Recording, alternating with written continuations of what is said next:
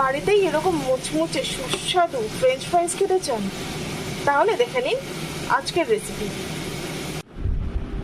প্রথমে আলুগুলো ছাড়িয়ে নিয়ে এরকম মোটা মোটা লম্বা লম্বা করে, যেরকম ফ্রেঞ্চ ফ্রাইস হয় দেখতে, এরকম কেটে নিয়ে 2-3 মিনিট জলে হালকা ফুটিয়ে নিতে হবে। তারপরে সে জল ঝরিয়ে এখানে মাখিয়ে রাখতে হবে কর্নফ্লাওয়ার।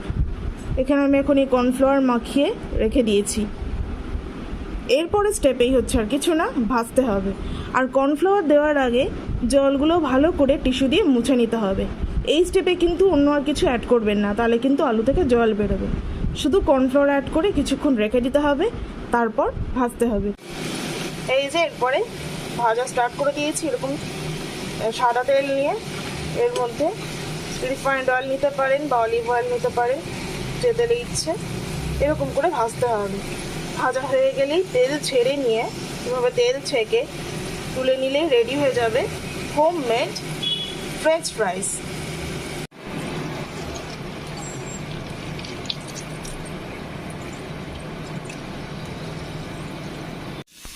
রেডি আমাদের ক্রিস্পি ফ্রেঞ্চ ফ্রাইস।